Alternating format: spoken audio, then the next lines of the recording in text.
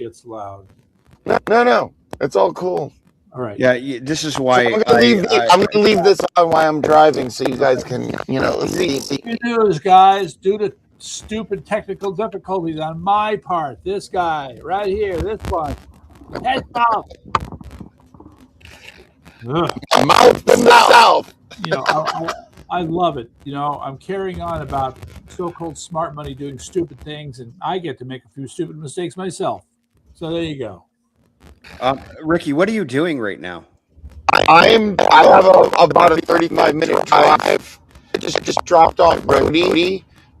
We have a big show, the Stevie Nicks Experience on Friday in Morristown Beach, and we were having problems with the big gigantic sound system that we used on the week before at the Orange Fairgrounds.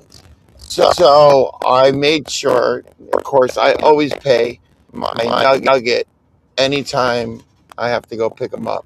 So you do sound Yes. engineering? Yeah. And I own a restaurant.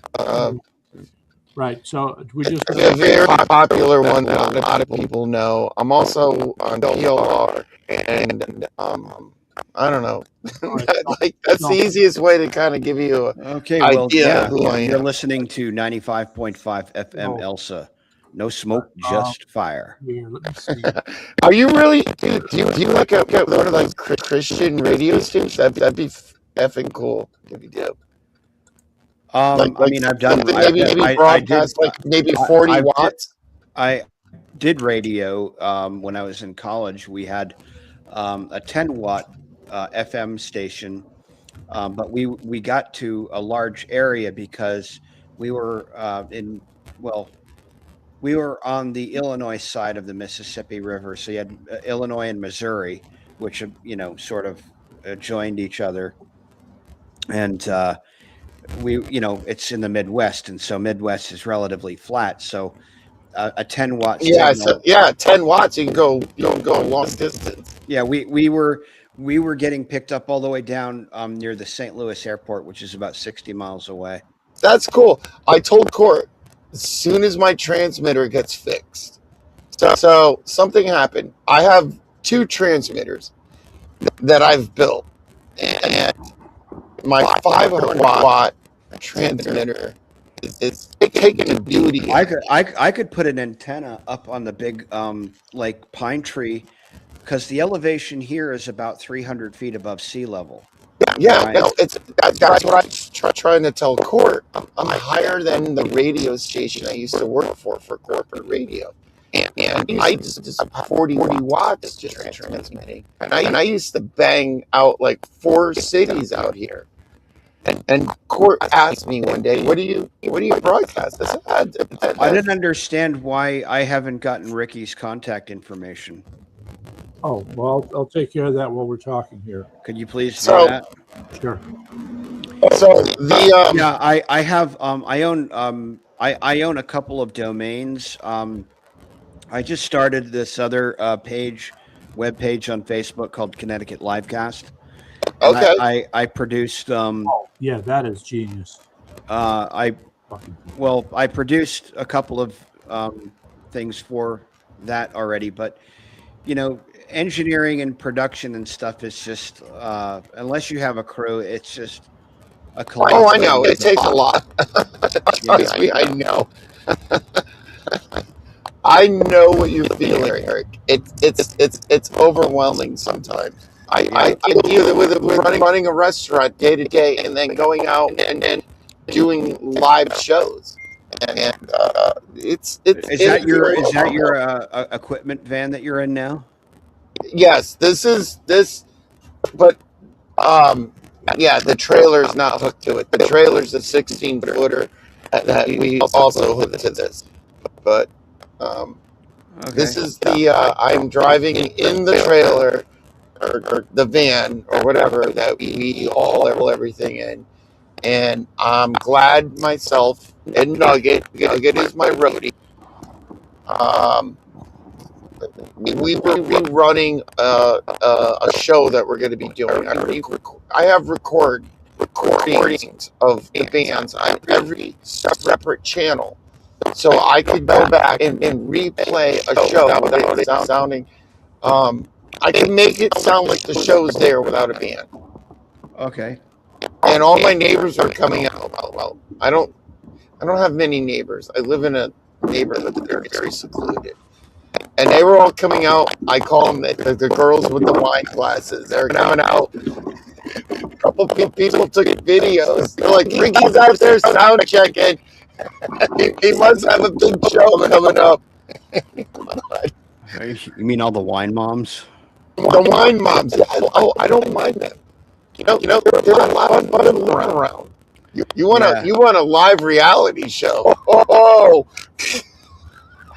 And the best part is my wife could get mad at me, and then one of those would go over and go, Irene, chill out. Here, have a glass of wine. Right. You gotta love it.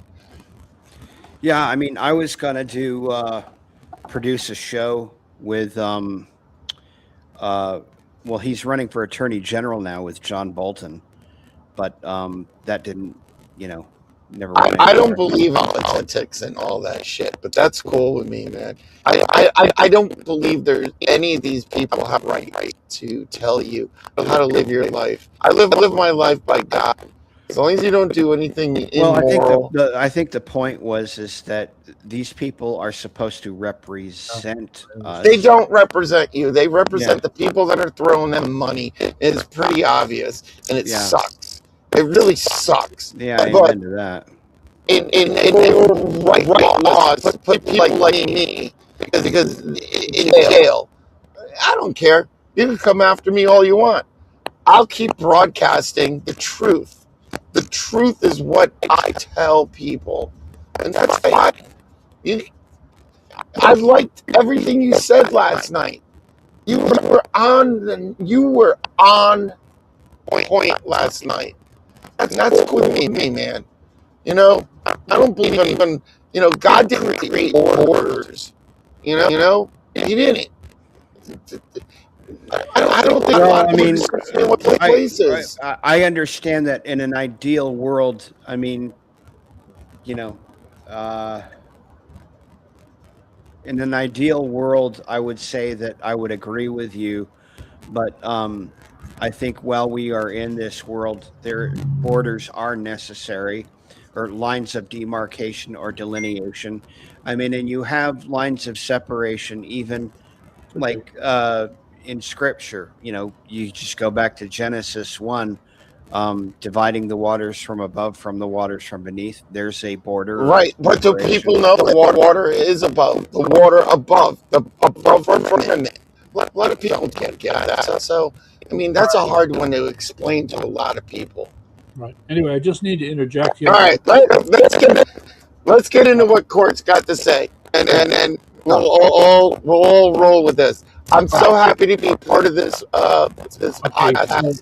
All right, so Ricky, I have to make the point that the audio, the audio is still bad. It is really your audio is horrific. It's like really, really, really bad. All right, hold on. I'm gonna unplug this. You guys tell me if it's better. It's something weird that is going on.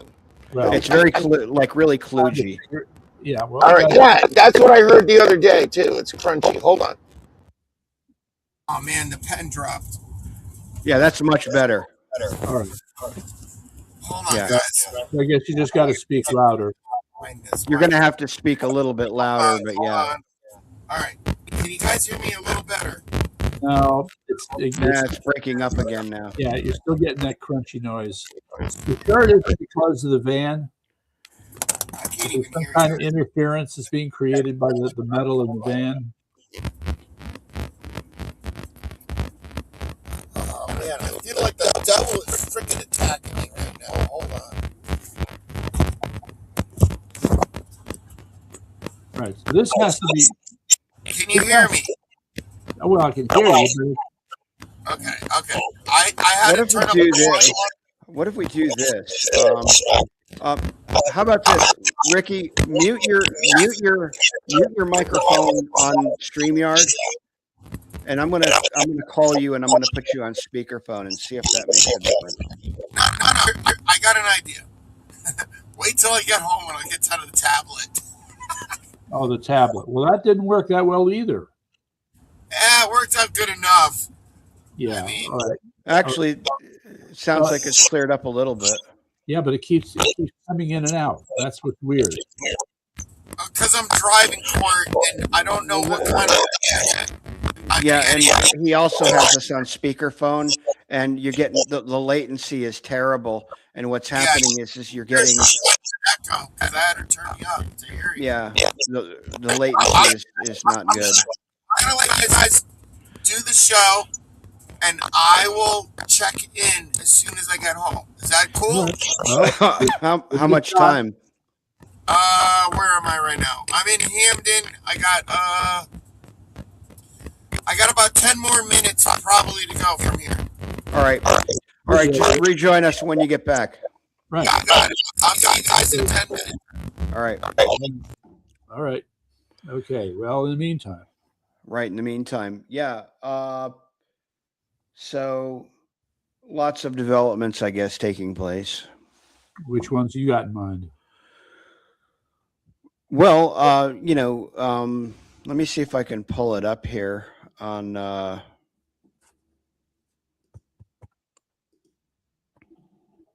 Mm-hmm. Hold on. Developments at home, developments in the town, developments worldwide. Well, of course, the traffic incident today on Interstate 95 was hell. What happened? Oh, the one you were in. Well, yeah, the jackknife tractor trailer. Well, I don't know if it was jackknife. It was just. Oh, it's blocking the road.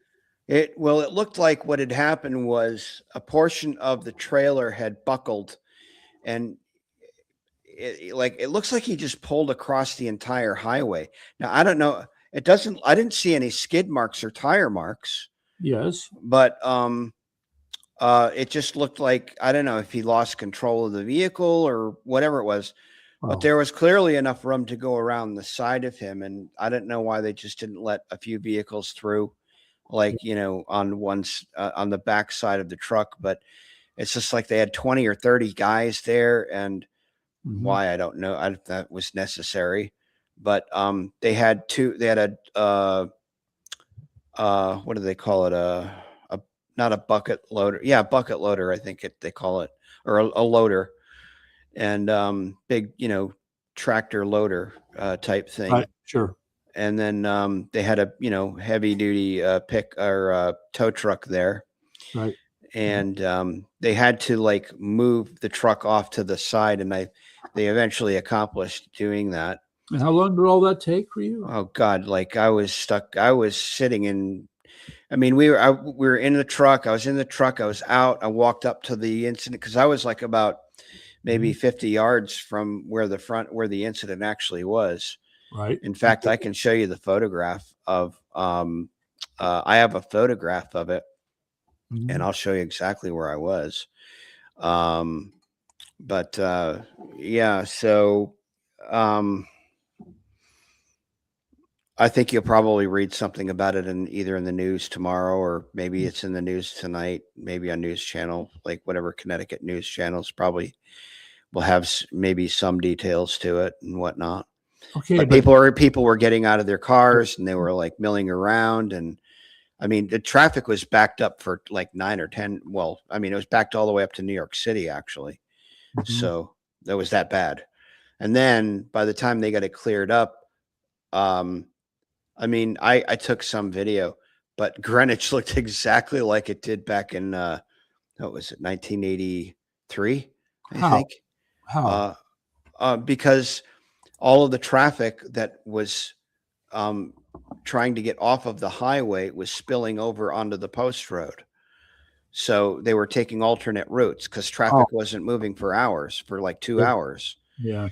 So people were getting off of the highway and then coming through town, that way, and then getting back on, picking up the highway back up exit 6 or wherever, or 5. You could get on it on the other side of 5, and then, keep going there. But Okay. even the back roads here were just, there's traffic everywhere. I mean, like everywhere. Well, since it was taking a long time, more traffic builds up, overflows, goes Right. down. Great. Exactly. Anyway, have you heard of the custom AI chip called Jalapeno? No, I haven't. Yeah, so this is just OpenAI just announced its first custom chip to help ChatGPT run better. So this was developed with Broadcom to more efficiently handle the computing needs for ChatGPT and OpenAI's coding agent Codex. Have you used Codex at all? Yeah, a little bit. I mean, I use Anthropic for coding more than I do, well, I think like GitHub is where you can also like test out your stuff and whatnot. Yeah. So, yeah. Right. So so the big thing for these guys is they need to cut down the power consumption. So that's where they're going to put a lot of their effort here. Right. Things will get smaller, cheaper, more efficient, and that's the way innovation happens. Exactly. Right.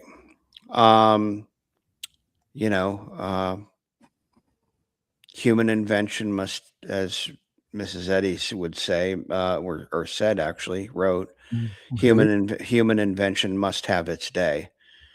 But she was alluding to the idea that human inventions are a progression of the carnal mind, or what she referred to as the mortal mind, out of itself.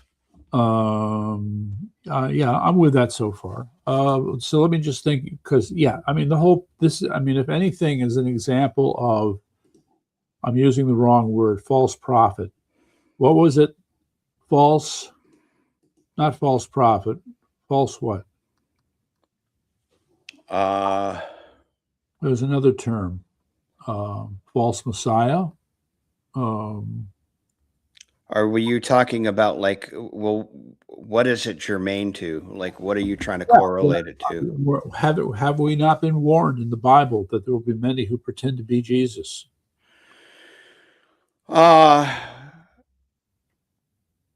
yes. I mean, I think this kind of alludes to the idea that some will think that they're doing, humanity a service. I think Elon has kind of assumed that role in some sense. And I don't know whether he knows, either wittingly or unwittingly, that,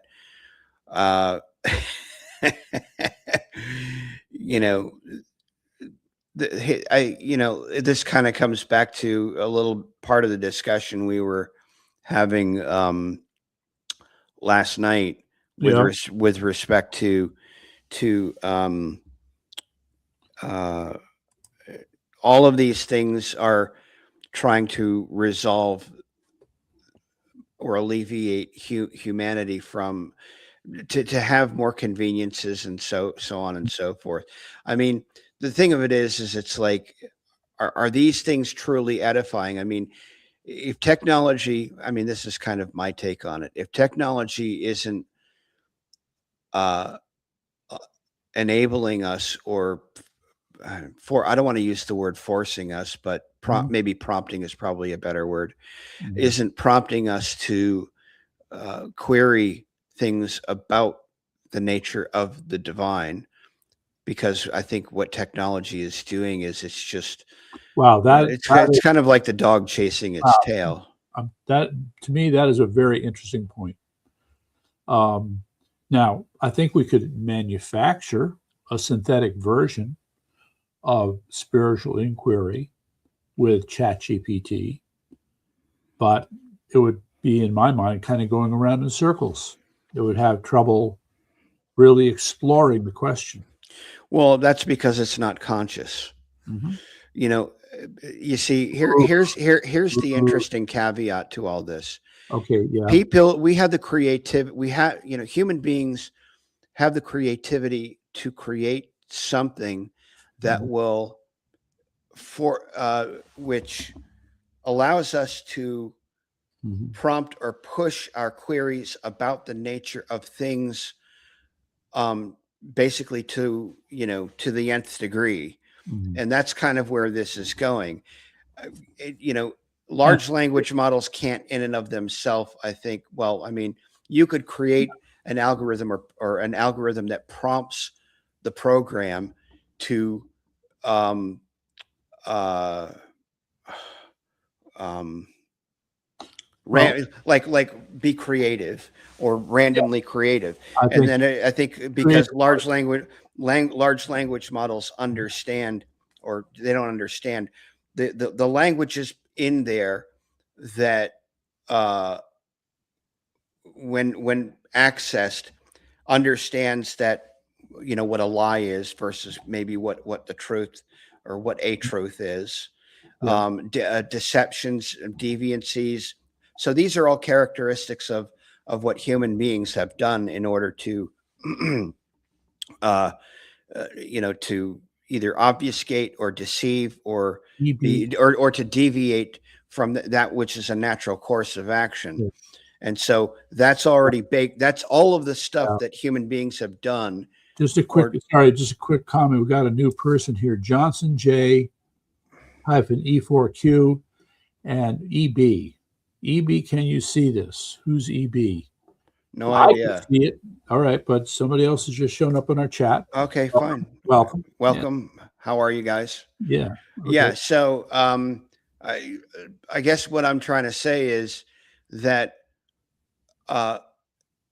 human beings have historically, been self-absorbed, deviate, look for ways to control, and look for other means and methods and ways to control. So those inclinations or the language that pertains to those inclinations is in the large language models. So when they say that, I think you're trying to say limited to those large. well, right. So for when they say that Right. these computers are talking to each other and we don't know what they're saying, kind of reminds me of well, let's say I think the language of Portuguese, for example. So Portuguese or Creole. So these were languages that were created so that the masters or the slave owners or whatever couldn't understand what the commoners were saying to each other, Well, sort of thing. I mean, So we're hearing that AI is beginning to do that. sure. But again, I mean, are we surprised? So if we're Oh, teaching something how I'm to be surprised. I'm well, surprised. I'm not. I mean, because Well, in then order how can they not be conscious? I mean, how can they do that and not be conscious? because if computers are capable of doing like billions upon billions of calculations, Yes. in seconds or Yeah. less than seconds or nanoseconds or whatever. So all of those when a person inputs something. You're gonna love this. The road to your house is closed. DJ Ricky just said the road to his house is closed. Well, then, all right. We're just standing by. I mean, whatever you can do. I don't know what to say. Okay, sorry. Go ahead. That's wild. Okay. Yeah. Yeah. I think I mean, this kind of comes back to the idea that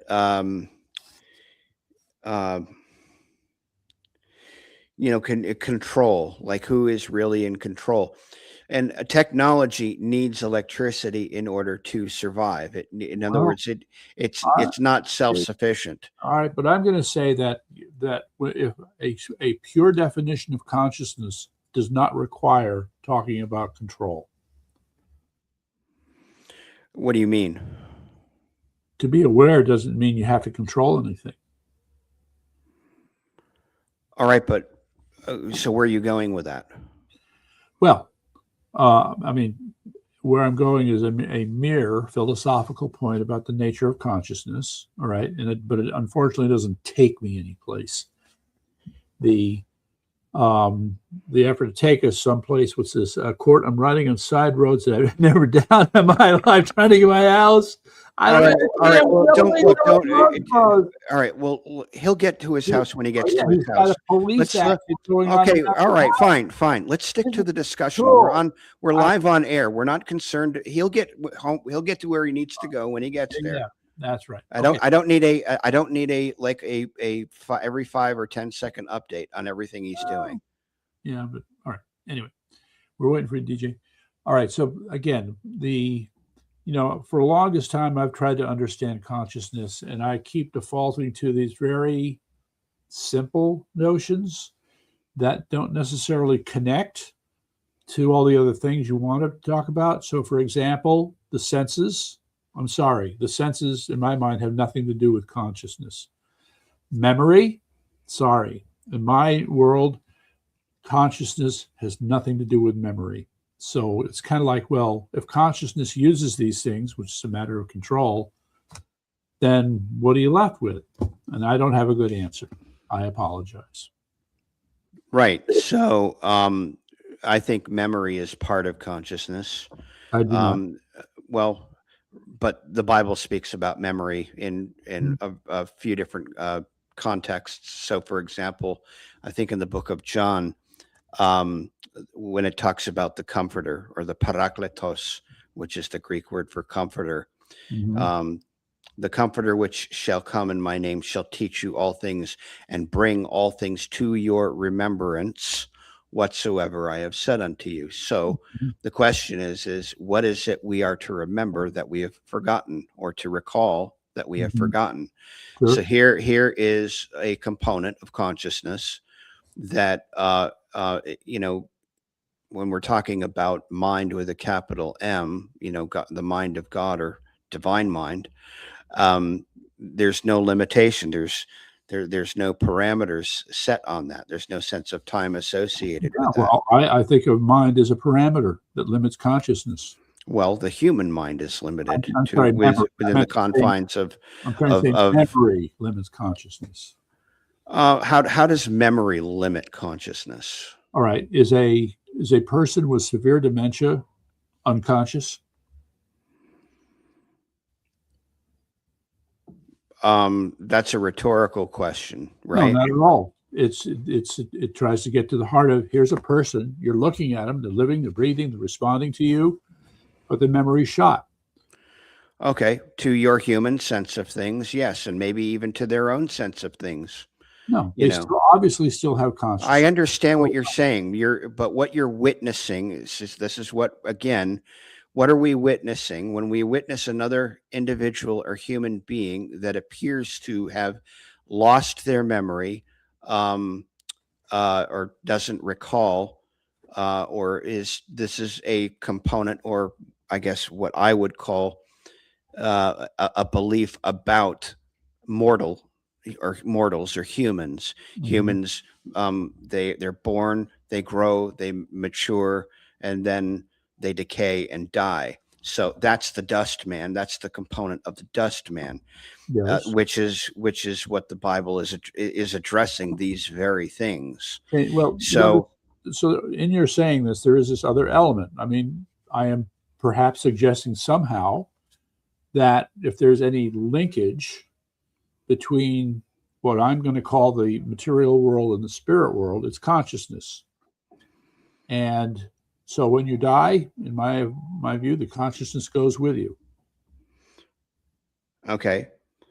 So I'll give you an example of memory relative to my own experience. So when I was about 25 years old, I was involved in a car crash, or a very severe car wreck. I remember. So I've told you this story before. Yep. And so when I became I was already sleeping when this all occurred, and I was not wearing my seatbelt. And when I regained, I guess, consciousness,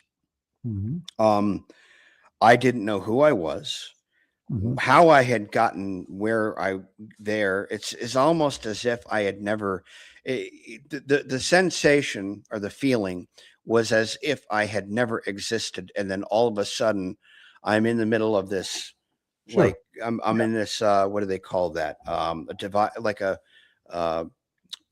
it's like a grass divider, but up in New Hampshire somewhere. Yeah. Can't remember Right. the name of it. I think it's Interstate 80 something or whatever. Okay. Yeah. So, so here I am, and I begin to panic because I'm not having any sense of like what is what about anything, let alone myself. And then, as I, as from moment to moment, I was really trying to gain a sense of like, control, because that's really my initial thought was Okay. control. Sure. I wanted to Makes feel a sense. sense of Yeah. control.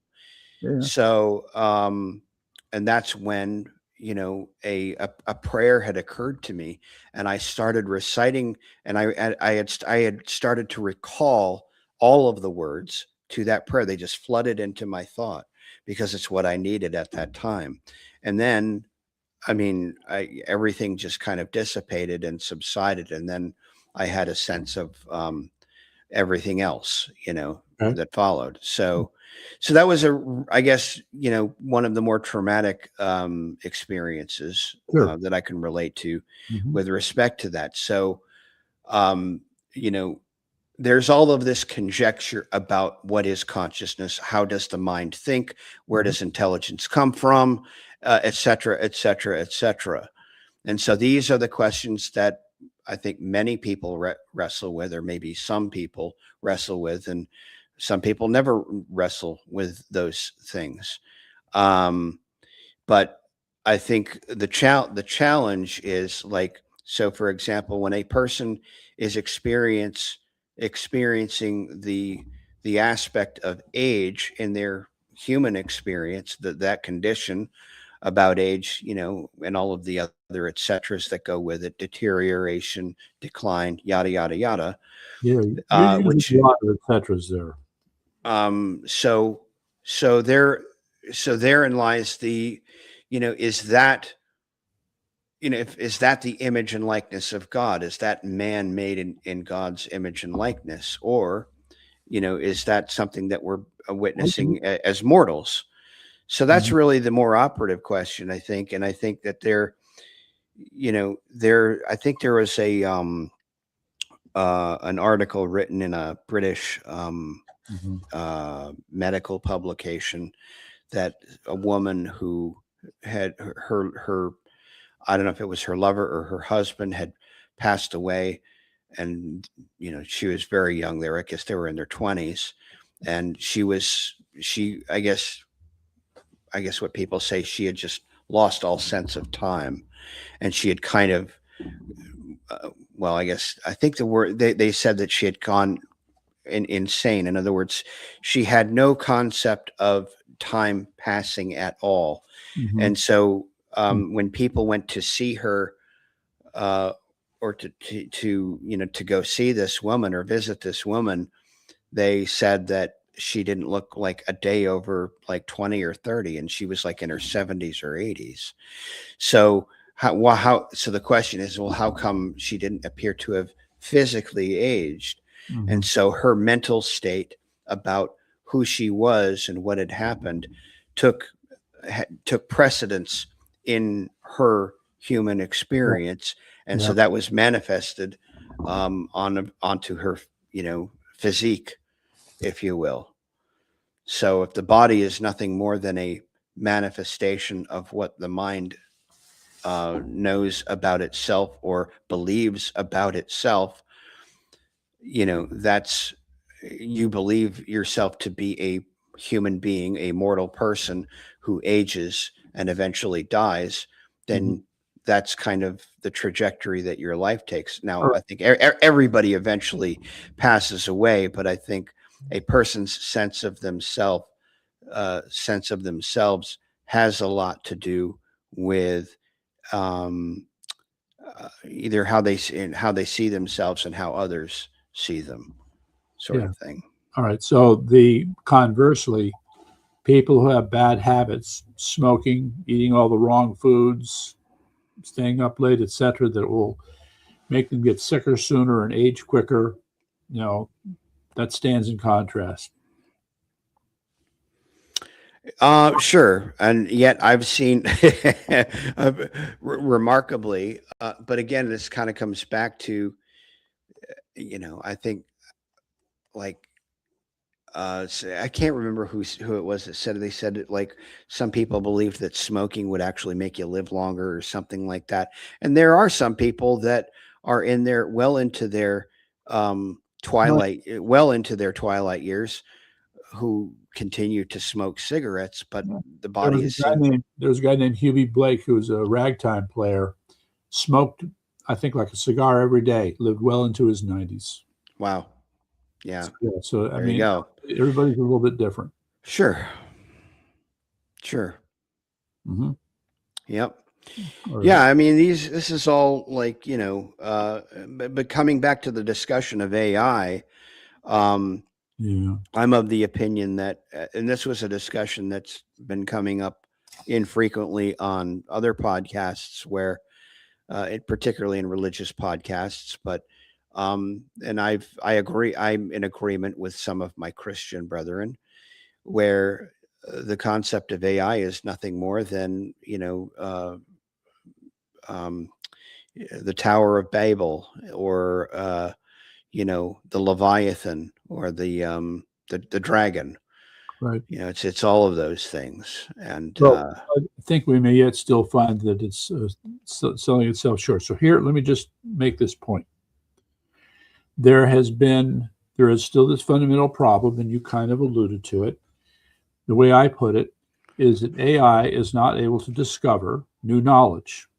In other words, it's not able to say, oh, where did that come from? I never thought of that before. Which brings us kind of full circle back to our discussion about what is consciousness. Is AI conscious? And if it can't discover something new, then the question is in order to be conscious, does that which is imbued or enlightened with new or fresh ideas must be conscious? Because where does consciousness come from? Comes from God. If man is the image and likeness of God, so where is that knowledge is right, man is imbued with that knowledge as a consequence of reflection, and AI is not the reflection or the manifestation of the image and likeness of God. It's what the Bible talks about is it's a deification of the human mind. It's, in other words, man thinking that he's a creator, that he can do something original, sort of thing. It doesn't even close to deification. No, I disagree with you. It's total. It's total deification. What deification if you can't even discover new knowledge? Well, if we're saying that, if we're looking to AI to resolve a spiritual problem or for spirituality, and mankind thinks that AI can imbue him with spirituality, that is a form of deification, because we're attributing something to that which is incapable of imparting anything or everything and anything that has already been imparted to man as a consequence of man being man. Well, you're just referring to a shitty form of deification, as far as I'm concerned. Well, by stupid people who don't know better. Okay? Sorry? By stupid people who don't know better. Well, I mean, would you call Elon Musk a stupid person? Spiritually. Okay, fair enough. That's a fair point. I would even agree with you to some extent. Mm-hmm. But this kind of comes back to other aspects or questions or subjects that we've been talking about was, politics. Politics is the endeavor to solve or resolve human problems through human means and ways, through making policy. If none of these policies make any attribution, and of course, if the people that we expect our lawmakers to follow the law, but clearly that's not been the case. I mean, they pass legislation which becomes law, but they don't even follow their own laws. So you can say that we are, for all intents and purposes, living in a lawless land or in a lawless country. And so this kind of is the prophetic vision. I think it was somewhere in the New Testament Mhm. where lawlessness, well, no, actually, well, in the King James Bible, it's where iniquity shall abound, the love of many shall wax cold. And that word iniquity actually can be transliterated lawlessness, where lawlessness abounds, the love Sure. of many would wax cold. So, Yeah. that's kind of where we're at right now. So what does that phrase exactly mean when they say that the love of many will wax cold? Okay, so, well, we see, and when we're talking about love, like, going back to the Beatitudes, the Sermon on the Mount, Matthew chapters 5, 6, 7. So we're told to love our neighbor as ourselves, and have, he who does not love his brother. Well, I can't remember which gospel it's in, but how can you say you love God whom you haven't seen, or how can you say that you love God whom you haven't seen, but you're not loving your brother? And so what does it mean to love your brother or your fellow man? When we see people doing stupid shit, when we see people doing, when we get impatient with other people, or people just living for themselves or living for money, or, living for the glorification of themselves. I mean, look at all these young ladies that have Well, become subsumed into this OnlyFans. I mean, they- that's total, like total self worship, body worship. I mean, where's love there? I mean, and when we're talking about different aspects of love, I mean, somebody who loves themselves, that's a form of conceit. That's like a conceited form of love, which isn't really Oh, love at I would- all. I would go with vanity, being vain. Yeah, there you go. That's and that word is also used in scripture as well. Well, it certainly makes sense. I mean, all right, for what it's worth, just my opinion, but I find that it's a much greater number of women than men who love to pose in front of their own camera. Sure. What Yeah. is that all about? Well, because and again, who was the first to be deceived by the serpent? That would have been Eve. Okay. Well, So they're behaving like Eve, great image. You got to make something out of that. yeah. So they think they're holding a cell phone, but they're conversing with the serpent. Yep. I like that one. Sure. That works. Yes. Yep. And speaking of which, I'm just going to ask. You can say no. You may know. In the 5th district, we've got a little battle going on, running up to the primary in August between Mr. DeBarros and Chris Shea. And Chris Shea, shall we say, has not really been out there as much as he should be. And of course, no surprise, John DeBarros has thrown the glove down. Dude, we have to debate. But the Navy SEAL won't debate. That's interesting. Okay. He knows he's going to get his ass wiped. So but okay, you say that's a statement of generalization. That's a very generalized statement. No. Why? So my question would be, why does he think that he's going to get his ass wiped, or why do you think that that's the case? Okay, Mr. Shea would also be known as Johnny Come Lately. Okay, he's a little late to the show. Jonathan has been out in the street, holding meetings, rallies, going to churches, passing out flyers, engaging everybody he meets. And where is this dude, this Navy SEAL, Chris Shea? Sure. Nowhere to be found, okay? Yep. So who do you think has done more homework? Who do you think has thought more about what his district needs? John DeBarros, not Chris Shea. Chris Shea got a tap on the shoulder and say, dude, we want you to run. Wasn't his idea. He didn't take the initiative on his own. So as far as I'm concerned, Chris Shea is bullshit. Okay. That's why I'm asking you, would you be willing to make a flyer with the picture of Chris Shea wearing a skirt? Uh, Too afraid to debate. Yeah, Well, yeah. I'm not really interested in. I'm really trying to distance myself from the as much as I can. I mean, I'm still very humanly speaking. I mean, I still have my dander still gets up about things, but yeah, I'm really trying to distance myself from. Um, I find this fascinating. There was a uh, woman. Her name was, oh, darn, I wish I could remember. I see her every so often. She was an early Tea Partier. Okay. She was fearless when she Rick would get up. Santilli. No, no, that wasn't her name. Um, it was a Polish name. In any event, she would get up to that microphone and speak in very even, clear, direct tones to Jim Himes, to whoever it is she had an issue with. Okay. Right. So this went on for about a year, but she got tired of it. And guess what she turned to? A life of the spirit. Yeah. Okay. And I've seen others do this too. Sure.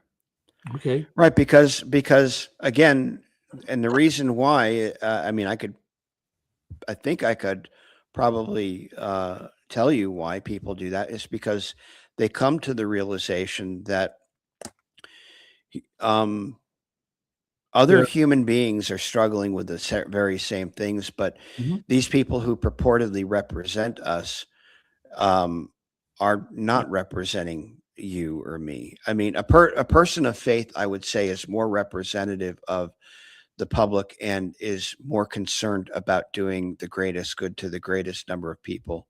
All right. So what do you You say know, about Pastor Jake Dell? I don't know enough about him. Okay. To give you an honest assessment. I mean, I've come across some pastors that are very dedicated, and they're very dedicated to their congregations, and they are serving their congregations well. Mhm. Um, and I wouldn't have an ill word to say about them. And then there are ministers or pastors that have no business Mhm. being ministers or pastors. But to the point, I think somebody said, to me, like, well, um, when I work in such and such capacity, like within my church or whatever, which is kind of a place where a position a person takes, which would be similar to, I guess, becoming a minister, like a minister or a priest or whatever. But I'm honest with myself when I say there's still uh, things that I wrestle with humanly speaking, and to me, to be of service to the public, or to genuinely be the beacon of light on the hill that people are looking for. I think you have to be very, very, very pure of heart. And I'm not all there yet. And I'm honest with myself about that. I mean, I still have human inclinations about things um, that I don't think would, you know, if somebody let me put it this way. This is probably a more delicate way to put it. People do reach out to me on occasion, or will ask me questions on occasion Mhm. about, whatever. And eh, Botiche. yeah, and so when the student is ready, the teacher appears, sort of thing, right? So Mhm. um uh and I guess you could say that I meet the need for whatever that is. And I enjoy doing that, but I think a lot of people set out to, that's like their primary goal in life. I'm Jonah. Okay. I think my persona, if you want to, Right? my human persona Your is persona probably, persona.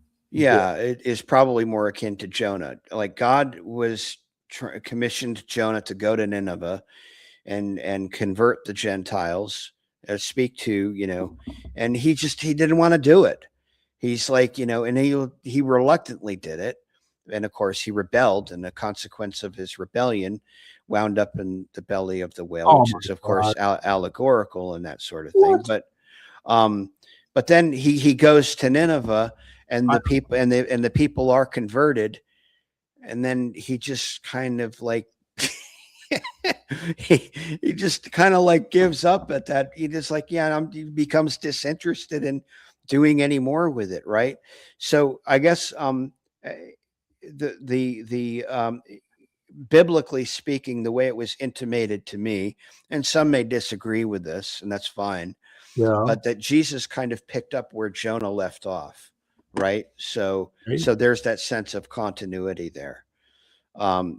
Jesus was the one commissioned to give us the new covenant, in Christendom, and I firmly believe that.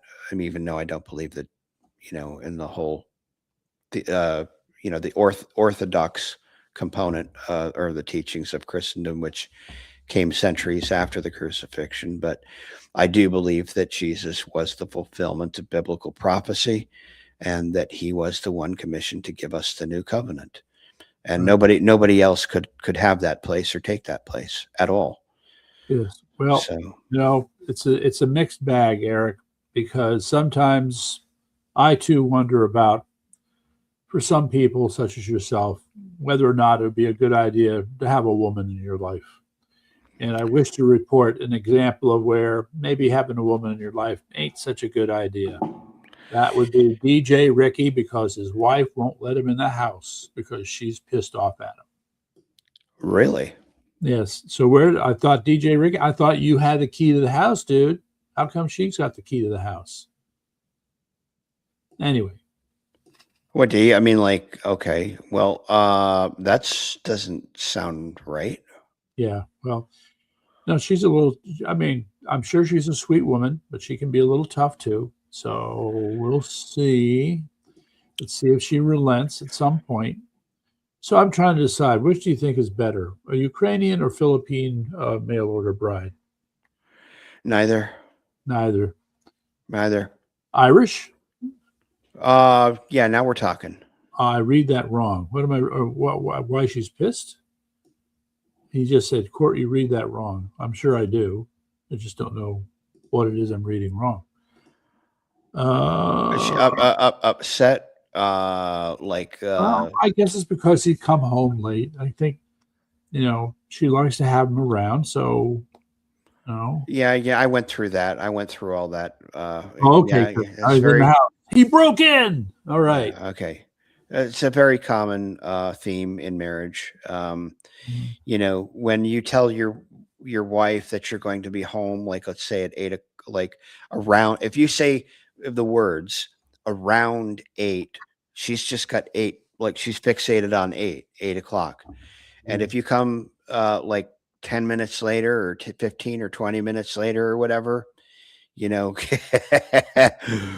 that's never a good sign, because there's going to be hell to pay. Yeah, this is just a control thing, and it's a very small thing, to get upset about. But that's where women specialize. Sure, but this is why a lot of men aren't interested in getting married any longer. Great, 30 years. So you've been together that long? 30 years. She's mad all the time. All right. Yeah. All right, boy. Well, I mean, but like a good woman will has order in the house and likes a schedule. I think, some men can be, but I think part of the problem is that some women, not all, but some women can't appreciate that guys, do need, everybody does. I mean, men or women. I'm not trying to single out women on this, but because it sounds like it, but I would say that everybody needs to have their me time, or their, just to be quiet and be alone, and especially when you get back from work. Sure. Yeah. Usually when you get back from work, you want to be greeted like, "Hey, how was your day? Is everything okay?" And that's, in my opinion, and this is why I have had a lot of false starts, because and as you mature, you begin to pick up or see the red flags that will occur with respect to attitudes of members of the opposite sex. Right. And those would be things like, a very like controlling type. It has to do with possession, and this kind of goes back to Genesis 2, the whole Adam and Eve, thing. Okay, well, DJ Ricky says Eric is on point. Thank you. So, but I think men want a woman that supports them in everything that they do and nurtures them, Sure. and encourages them to do good and stuff. And All right. I think, there's, if a wife, a spouse, or the partner knows that they've been out all day and they've worked a long day, I think it's incumbent upon the other member, while they've probably worked hard as well. And this is where just like understanding comes into play. And we were talking about love earlier. So when we're talking about love, that's where love needs to be present, and especially within the context of the marriage covenant, because love, it's the scripture says, covers a multitude of sins. Mhm. And so if there's love in the home and there's love in the heart, then there never needs to be any angst or arguing or fighting or whatever. But I suppose that's probably another reason why I have remained retained a life of solitude, because I don't think solitude and peace is grossly underrated. I mean, it's like when you compare like companionship, companionship is great, Mhm. but when you have, and having been in like relationships and a marriage and taking care of my parents, being subject to the arguing and the fighting and the the flux and the whole thing, and this sometimes it's just on and on and on, and it just never seems to cease. It's like being in a storm out at sea, and you're just praying and hoping for the storm to subside, and you're just getting the shit kicked out of you inside that boat, and you're getting banged around and flopped around and the whole thing. And that's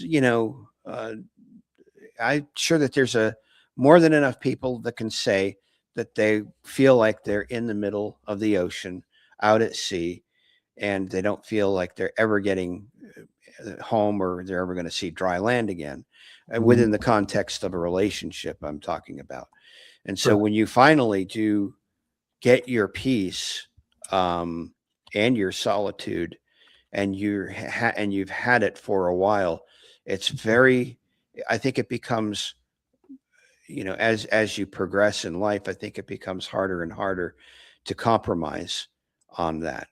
But it's not to say that I'm averse to companionship. I'm most certainly not. It's just that there has to be a balance, and there has to be, the concept of being equally yoked, right? So that's first and foremost. I think a lot of people get into relationships because they're afraid of being alone, and then they they end up going from the frying pan into the fire, and they realize that all that glitters isn't gold and the grass is greener, type of thing. So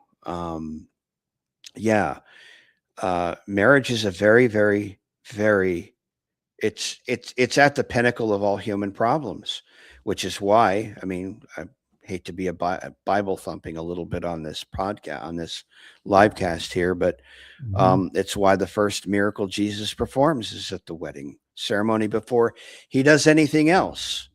And the reason why it's like, I asked this question many years ago. I'm like, why is the very first thing he does? I mean, he could have done anything else. It seems like he could have done anything else before, he started on his, but he observed the Jewish tradition by waiting until he was 30 to begin his ministry. So he observed that, and then, but the very first thing he does is he turns the water into wine at the wedding feast. And so I asked the question, well, why did he do that? Why? I mean, it's like, why that? And so there's a reason why he did that, is because he was bringing everybody, he's bringing humanity back to Genesis 1. Man made in the image and likeness of God. And Genesis 1 is the only chapter in the Bible where everything is whole, is perfect, and nothing is in flux. Mhm. So, so he was purifying the sense of relationship or companionship, because if man is made in the image and likeness of God, male and female, then the image and likeness of God has to be and do and manifest everything that the original does as a consequence of reflection through image. And so he was purifying the sense of that relationship, because that's where all of our problems begin, seemingly within the context of the relationships between men and women. That's where all of the problems begin: the arguing, the fighting, the war, the strife, all of it. You know, I remember having a student many years ago, and we had said, well, imagine, I mean, this is kind of probably more of a nihilistic thought, but it's like, well, if nobody ever had children, or we didn't, like, then nobody would ever get sick, nobody would ever die, and whatever. But this is kind of, I think we're moving in a direction where humanity, or individually, people individually will begin to see that they are made in the image and likeness of God, meaning that they're already whole and complete. In other words, they don't need to, you know, like, and man will ascend up and out of materialism. Okay. That's what Jesus did. Mhm. Has to do with ascension. And that's what we should all be working towards, I think, Okay. in my humble opinion. So, can I read you a short poem by Dylan Thomas? Sure. So, it is titled Love in the Asylum. The speaker encounters a young woman who's been committed to the same asylum. He describes her as wild, vivid, partly ethereal, both disruptive and strangely luminous within the institutional space. Her movements and dreams blur the boundaries between waking and visionary states. Her presence awakens the speaker to an intense private revelation. The poem traces attraction, sympathy, and the mingling of madness and beauty in a confined, unsettling world. And thus he speaks. A stranger has come to share my room in the house, not right in the head.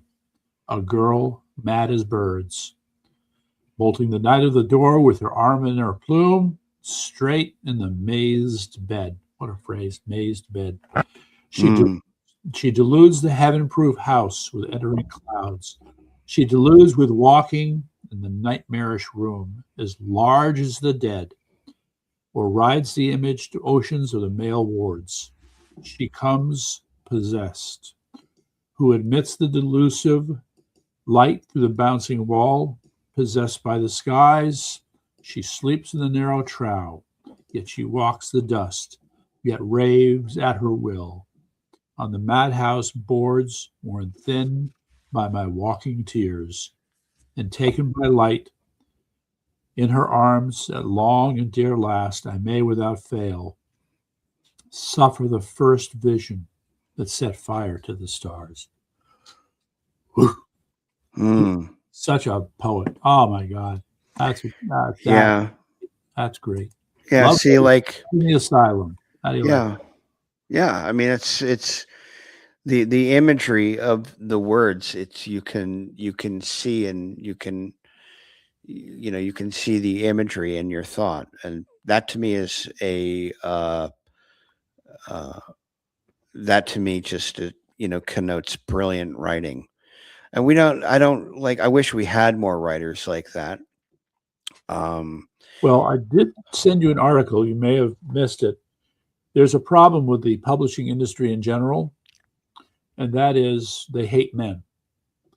And they especially hate men who are masculine. So you'll find that there's this overall de-emphasis in the publishing world on men who are like Hemingway. Wow. And Henry Miller. Did you ever read Henry Miller? Or Lord Tennyson? Yeah. So, I mean, quote, guys with guts. That's the way I would put it. Yeah, seriously. Robert Frost, you know, Yeah. um, all of these, all this great literature. What Ralph Waldo Emerson, another one. Um, yeah. Yeah. So we have But you see, this is just like the pendulum swinging, too far in one direction, and this too shall pass. I genuinely believe that. Mhm. That this can't go on indefinitely, and I even think that many people in the I was watching. I think I sometimes like look at these clips where either Candace Owens or any of these podcasts, and Yeah. just to get a sense of, like, she was debating the group of feminists, Yep. and you can just see that all of these young women are just parroting everything that they've. Mhm. Yeah. It's just a recitation of things that are Well, coming out of the universities, that let's be, the patriarchy and let's be a little honest here. Let's be a little bit honest here.